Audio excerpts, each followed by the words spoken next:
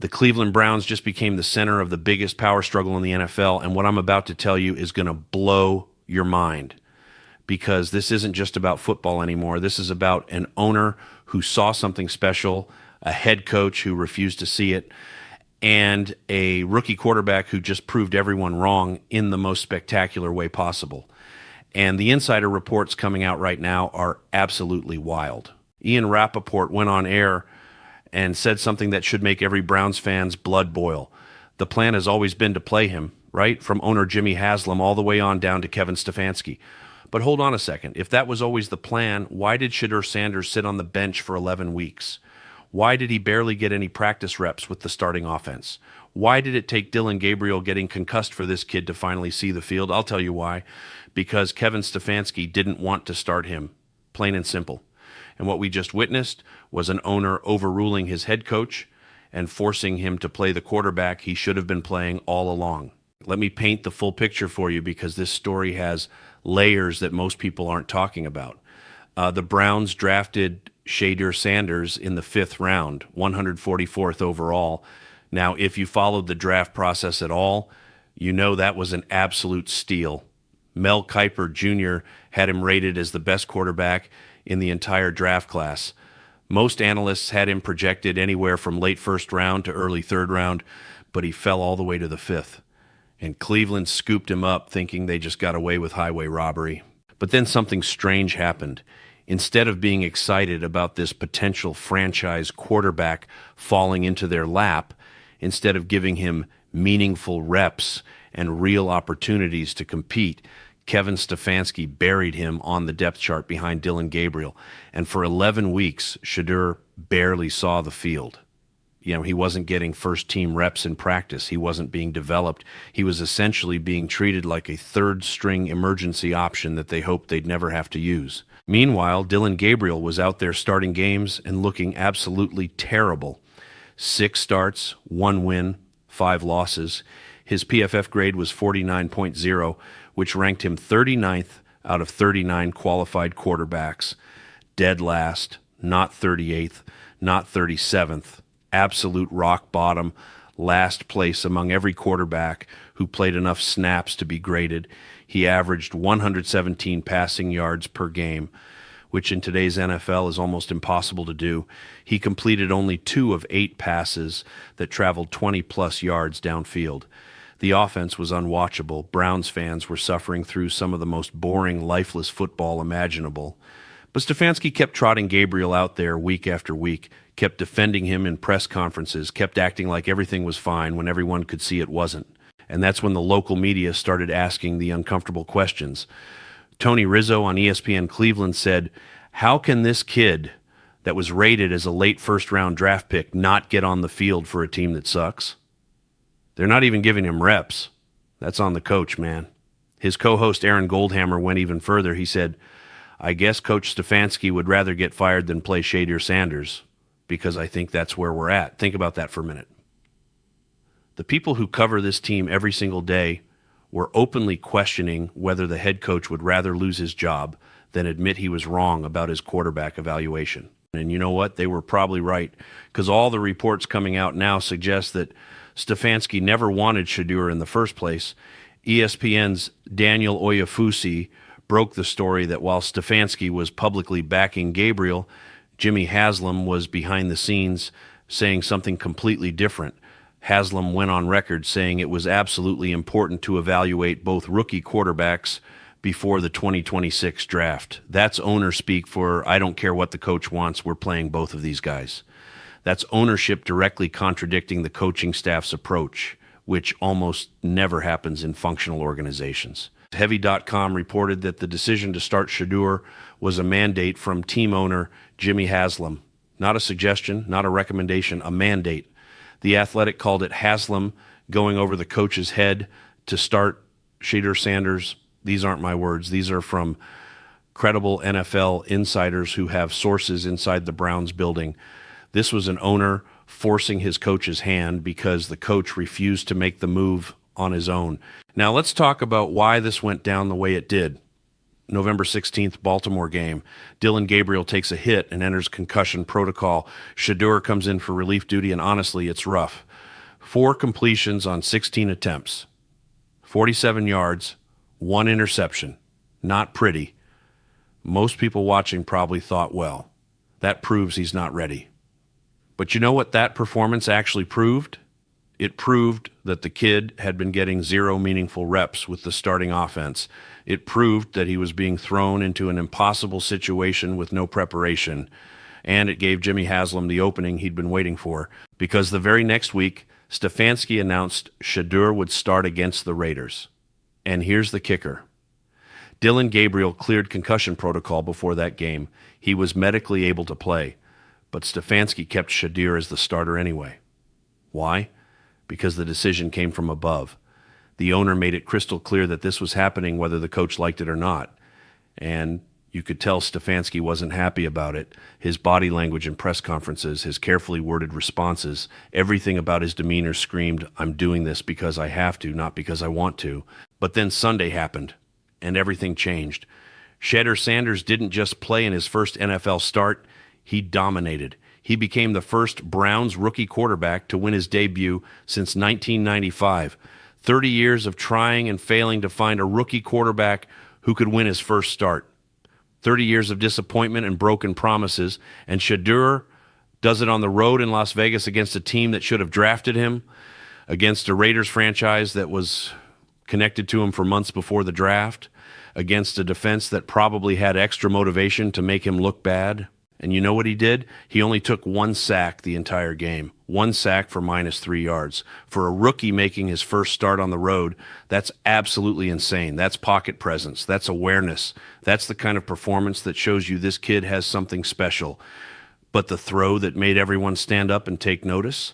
That 52-yard bomb to Isaiah Bond, perfectly placed through the air, the longest completion the Browns had all season. Myles Garrett, their superstar defensive end, said after the game, there's not many guys in the league that can make that throw. That was a hell of a throw. When your defensive captain is geeking out over your rookie quarterback's arm talent, you know you've got something real. But what really showed me who Shedeur Sanders is came in the interviews before and after the game. Before kickoff, a sideline reporter asked him what he wants to show Browns fans today. Most rookies would give some humble, politically correct answer about taking it one play at a time and trusting their teammates, not Shedeur. He looks dead into the camera and says, I'm who they've been looking for, then walks away. That's not arrogance. That's supreme confidence. That's a guy who knows exactly what he brings to the table and isn't afraid to say it out loud. After the game, he addressed everyone who wanted to see him fail. A lot of people want to see me fail, and it ain't going to happen. And you know what? He backed it up. He didn't just talk, he delivered. He put his performance where his mouth was and made believers out of people who doubted him. Ian Rappaport and Adam Schefter both confirmed after the game that Shedeur Sanders is QB1 for Week 13 and beyond. Even with Gabriel healthy, even with Gabriel cleared to play, Shedeur's the guy. Because once you let that genie out of the bottle, once you show people what you've been hiding from them, you can't put it back. Now, I know some people are going to say it's just one game. The Raiders' defense is terrible. Don't overreact. And yeah, okay, it's one start. But context matters here. This wasn't just any win. This was a rookie quarterback making history for a franchise that's been desperate for quarterback stability since they came back to the NFL in '99. 42 different starting quarterbacks they've cycled through. 42. That's not a typo. That's an organizational failure of epic proportions. And now they might finally have found the answer. But here's what makes this even more impressive. Shedeur did all of this with exactly 1 week of first-team practice reps, 1 week to build chemistry with his receivers, 1 week to learn the game plan with the starting offense, 1 week to prepare. Meanwhile, Dillon Gabriel had been getting all those reps since training camp and never looked half as good. Imagine what Shedeur's going to look like with more time, more experience, more reps with the ones. The thought should terrify opposing defenses.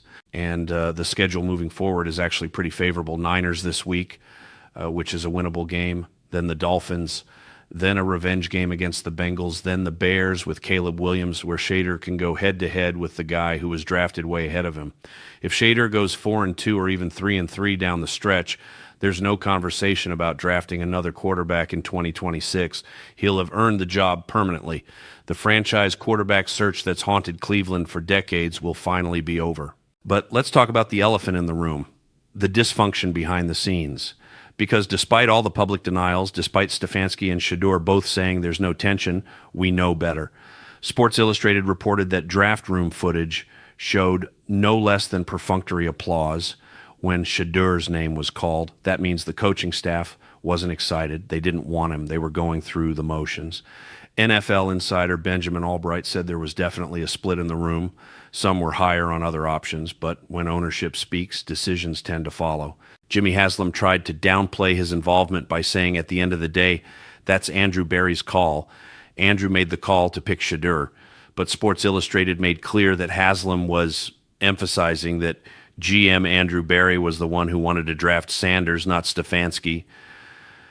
Read between the lines there, the owner is publicly saying, my general manager wanted this guy, implying that the coach didn't. That creates resentment, that creates tension, that creates an environment where the coach isn't fully invested in developing the quarterback, and that makes Shedeur's success even more impressive because he's succeeding despite the circumstances, not because of them. He won despite not getting first-team reps for months. He won despite a coaching staff that reportedly didn't want him. He won despite all the doubters who said he fell to the 5th round because of off-field issues when everyone who actually watched him play knew his on-field talent was first-round caliber. Aaron Goldhammer said it perfectly. The draft, his slide in the draft was about off the field, not on the field. Mel Kiper grades people based on what they do on the field. That's why he thought he was the best quarterback in the draft. And you know what? Mel Kiper was absolutely right. We just watched it play out in Week 12. So here's where we stand right now. Jimmy Haslam forced Kevin Stefanski's hand, and it might have just saved the Browns' future. Shedeur Sanders won his first career start, made history, and proved he's everything Cleveland has been searching for since '99. The tension between ownership and coaching isn't going anywhere. That dysfunction is real, and it's going to be a storyline all season. But you know what else is real? Shedeur's arm talent, his confidence, his ability to deliver in the biggest moments. And if Jimmy Haslam hadn't stepped in and demanded this kid get a chance, we might never have seen any of it. The question now isn't whether Shedeur can play. He answered that on Sunday. The question is whether the Browns organization can get out of its own way long enough to let him develop into the franchise quarterback they desperately need. Because if coaching politics and front office drama end up sabotaging this kid's potential, if they mess this up after finally finding someone who can actually play the position, Browns fans will never forgive them.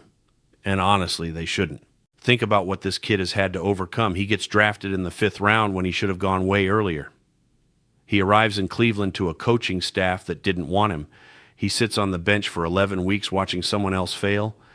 He finally gets his shot in relief and struggles because he hasn't gotten any real preparation. Then he gets 1 week of first-team reps and goes out and wins his debut, breaking a 30-year curse. That's not luck. That's talent. That's mental toughness. That's a kid who was born for this moment. And now the entire NFL is watching. Scouts are watching. General managers are watching. Other teams that passed on him in the draft are watching and probably kicking themselves. Because what we saw on Sunday was just a glimpse of what Shedeur Sanders can become with the right support and development. The arm talent is obvious. The confidence is there. The leadership is there. The only question is whether Cleveland's dysfunctional organization will support him or sabotage him. My prediction, Shedeur is going to keep proving people wrong. He's going to keep winning games. He's going to force everyone who doubted him to eat their words. And by the end of this season, there won't be any debate about who the Browns quarterback of the future is. Jimmy Haslam saw it before anyone else in that building. Andrew Berry believed in it enough to use a draft pick on him. And now Shedeur's showing the whole world why they were right and why Kevin Stefanski was wrong to keep him on the bench for so long. This is just the beginning of the Shedeur Sanders era in Cleveland. And if you're not paying attention, you're going to miss one of the best stories in the NFL. Drop a comment below. Do you think Jimmy Haslam was right to force Stefanski's hand? Should owners ever overrule coaches on personnel decisions? And most importantly, is Shedeur Sanders the real deal, or was this just one good game? Let's talk about it. And if you made it this far, hit that subscribe button because we're covering every single step of Shedeur's journey this season.